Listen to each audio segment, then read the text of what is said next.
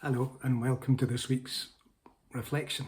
We're in Romans chapter 1 this week. Romans is a book written by Paul. It's a letter to the young Christians in Rome. And we think it was written in about AD 57. Roman Empire is expanding hugely at this time. They've managed to get a foothold in Britain. London has been built, started to be built. And there's more and more soldiers needed to build the empire. And once you're a soldier in the Roman Empire, you didn't get home.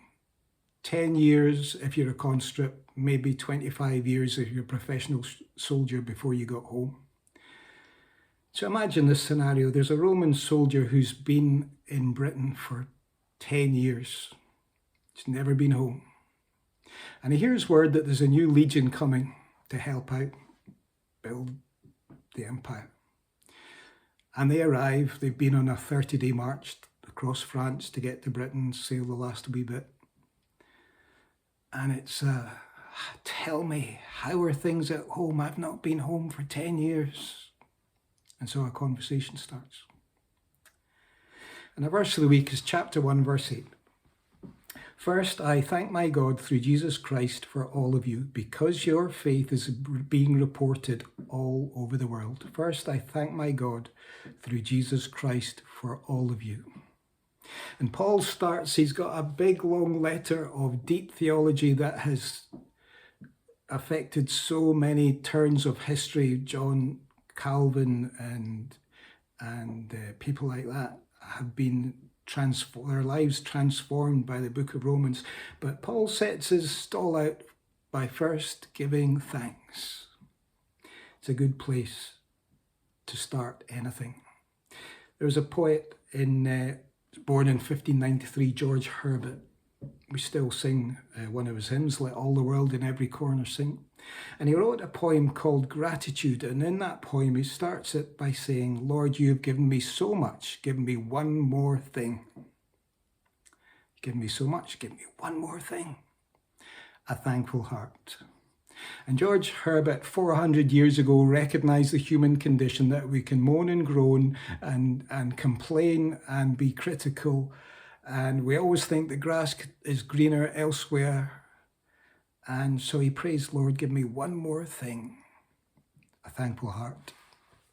An attitude of gratitude is something that we should nurture and develop in each of our lives.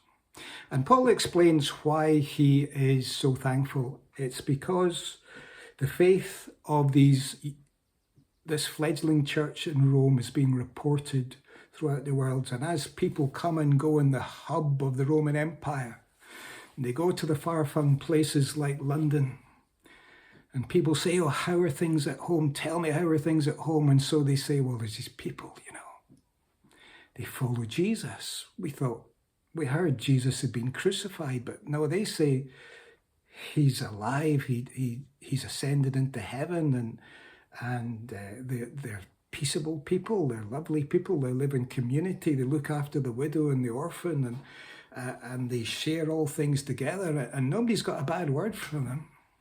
That's what's happening in Rome. Wow.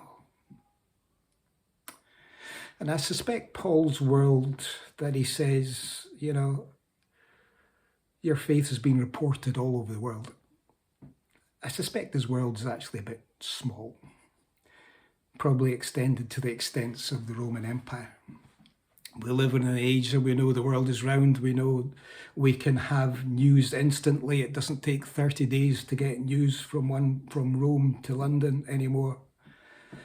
And David Hill reminded us of a news item just recently that is literally throughout the world. You just Google it, Generation Z Bible sales. Bible sales have gone through the roof since COVID, and it's believed to be because Generation Z, which is 20-year-olds approximately, are disenchanted with what this world can offer. They're looking for something else, and they've found in the Bible there is a place where they can find hope and joy and peace and comfort and a purpose and a meaning to life. Now, we can take that cynically, Or we can do a poll and we can give thanks that God is still at work in our world, doing things, doing the unexpected, spreading the news of Jesus. So give thanks. God is still at work. Be encouraged. Thank you for listening. Have a good week.